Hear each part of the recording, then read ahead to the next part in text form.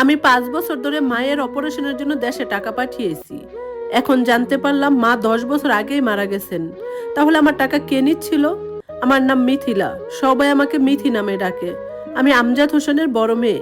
গত 12 বছর ধরে আমি আমেরিকায় থাকি, কিন্তু সিনেমায় যেরকম আমেরিকা দেখায় আমার আমেরিকা সেরকম ছিল না। না কোনো বিলাসবহুল গাড়ি, না ডিজাইনার ব্যাগ, না সুখের জীবন। আমার আমেরিকা ছিল 3টা চাকরি, দিনে রেস্টুরেন্টে কাজ, রাতে হাসপাতাল পরিষ্কার করা, আর সপ্তাহান্তে মানুষের কাপড় ধোয়া। আমার পুরো জীবনটাই ছিল দেশে টাকা পাঠানোর জন্য, বিশেষ করে মায়ের জন্য। সেদিন ছিল মঙ্গলবার সকাল। হাসপাতালে রাতভর কাজ শেষ করে আমি মাত্র রুমে ফিরছি। এতটাই ক্লান্ত ছিলাম যে ফোনটা ধরতেই চাইনি, কিন্তু স্ক্রিনে ছোট ভাই সিয়ামের নাম দেখে ফোন ধরলাম। মিথি আপু, ওর গলা কাঁপছিল। প্লিজ এখনই টাকা পাঠাও, মা আবার অজ্ঞান হয়ে গেছে। আমার বুক চিনচিন করে উঠলো। কি হয়েছে? গত মাসেই তো ওষুধের জন্য টাকা পাঠালাম। জানি, সিয়াম কান্না গলায় বলল, কিন্তু ডাক্তার বলেছে এবার অপারেশন লাগবে। মায়ের হার্টের অবস্থা খারাপ, এই সপ্তাহে অপারেশন না করলে মা বাঁচবে না। আমি চোখ বন্ধ করলাম। আমার মা, যে আমাকে ছোটবেলায় ঘুম পাড়িয়ে গান গাইতো, যে নিজের গহনা বিক্রি করে আমাকে স্কুলে পাঠিয়েছে, যার মুখ আমি 12 বছর ধরে দেখিনি। কত লাগবে আমি জিজ্ঞেস করলাম, যদিও জানতাম আমার কাছে সেই টাকা নেই। 3 লাখ টাকা, সিয়াম বলল। আমি প্রায় চিৎকার করে উঠলাম, 3 লাখ টাকা? এটা তো প্রায় $3000। আমি এত টাকা কোথায় পাবো? মিথি আপু প্লিজ। এবার সে কাকুতি মিনতি শুরু করলো। তুই ছাড়া আমার কেউ নেই। সায়ন এখনো পড়ছে, সাদিয়া আপু চাকরিটা হারিয়েছে, প্লিজ আপু। আমি আমার ছোট্ট রুমটার দিকে তাকালাম। মেঝেতে একটা পাতলা গদি, একটাই হাড়ি যেটাতে প্রতিদিন ভাত আর ডাল রান্না করি। 3 বছর ধরে একই জ্যাকেট পরে শীত পার করছি, কিন্তু এটা ছিল মায়ের জন্য। ঠিক আছে, আমি ফিস করে বললাম, 3 দিন সময় দে, আমি টাকা জোগাড় করব। 3 দিন আমি ঘুমাইনি। জামাইকান সহকর্মী শ্যারনের কাছ থেকে ধার নিলাম। বাবা মারা যাওয়ার আগে আমাকে দেওয়া ছোট্ট চেনটা বন্ধক রাখলাম। রেস্টুরেন্টের বসের কাছ থেকে অগ্রিম বেতন চাইলাম। শেষ পর্যন্ত আমি $2800 জোগাড় করলাম। সাথে সাথে সিয়ামের পাঠানো ব্যাংক অ্যাকাউন্টে টাকা পাঠিয়ে দিলাম, যে অ্যাকাউন্টে আমি গত 10 বছর ধরে টাকা পাঠাচ্ছিলাম। সিয়াম এটাকে বলতো মায়ের মেডিকেল অ্যাকাউন্ট। ধন্যবাদ মিথি আপু। টাকা পৌঁছানোর পরে সে বলল, কাল মায়ের অপারেশন, তুই মাকে বাঁচিয়ে দিলি। সেদিন রাতে আমি কেঁদেছিলাম, কষ্টে না, গরিব হয়ে যাওয়ার জন্য না। আমি কেঁদেছিলাম কারণ আমি ভেবেছিলাম মা বেঁচে যাবে, কারণ আমি একজন ভালো দায়িত্বশীল মেয়ে। কিন্তু কয়েক সপ্তাহ পর সবকিছু বদলে গেল। দেশে কি হচ্ছে জানার একমাত্র উপায় ছিল ফেসবুক। হঠাৎ আমার কাজিন নিপার একটা পোস্ট চোখে পড়লো, একটা জন্মদিনের পার্টির ছবি।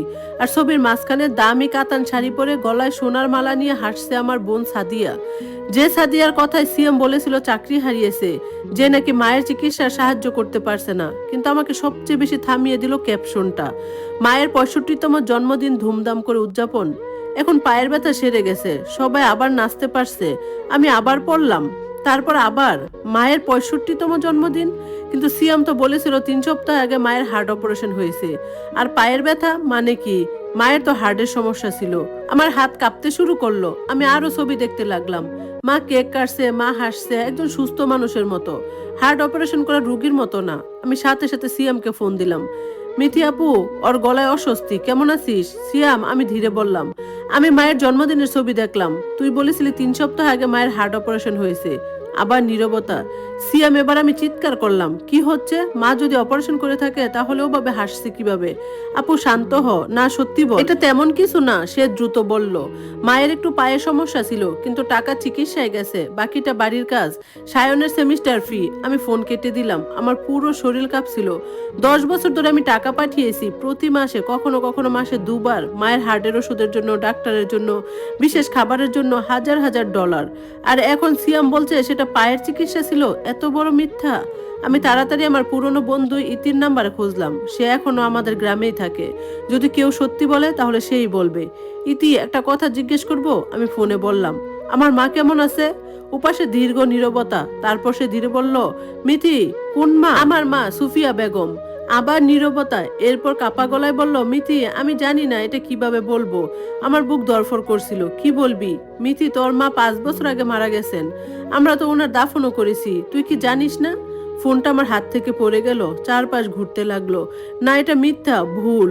কারণ আমি তো গত 10 বছর ধরে মায়ের চিকিৎসার জন্য টাকা পাঠাচ্ছি। প্রতি মাসে সিয়ামের সাথে মাকে নিয়ে কথা বলছি। মাত্র 3 সপ্তাহ আগে অপারেশনের জন্য টাকা পাঠালাম। মা মারা যেতে পারে না।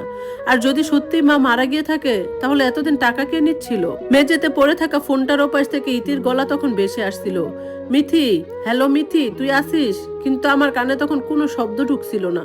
চারপাশের দেয়ালগুলো যেন তীব্র গতিতে ঘুরতে ঘুরতে আমার দিকে এগিয়ে আসছিল। মাথার ভেতরে দপ দপ করছিল, 5টা বছর আগে আমার মা মারা গেছেন। অথচ এই 5 বছর প্রতিটা দিন প্রতিটা মুহূর্তে আমি ভেবেছি ওপারে আমার মা বেঁচে আছেন। কার জন্য আমি নিউ ইয়র্কের এই হাড় কাঁপানো শীতের জ্যাকেট না কিনে টাকা বাঁচিয়েছি? কার জন্য একবেলা খেয়ে না খেয়ে পশুর মতো 24টা ঘন্টা খাটুনি খেটেছি?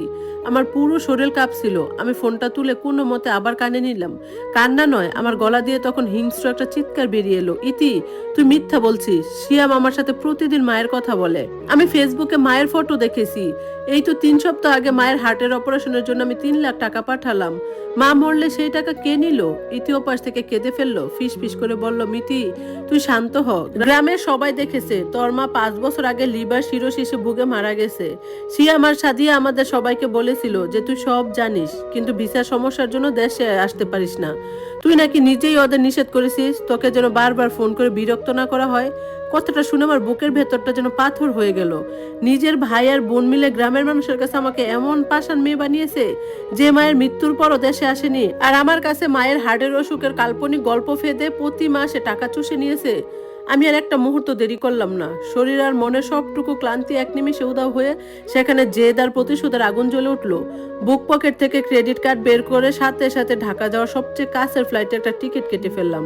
আমার জমানো বলতে আর কিছুই ছিল না। শ্যারনের কাছ থেকে ধার নেওয়া সামান্য টাকা যা বেশি ছিল তা দিয়ে টিকিটটা কাটলাম। আমি ওদের আর একটা ফোনও করলাম না, কোনো সতর্কবার্তা দিলাম না। আমি দেখতে চাই আমার 12 বছরের রক্ত জল করা উপার্জন ওরা কেমন রাজপ্রাসাদ বানিয়েছে। পরের দিন রাতে যখন হযরত শাহজালাল আন্তর্জাতিক বিমানবন্দরে নামলাম, তখন ঢাকার বাতাসে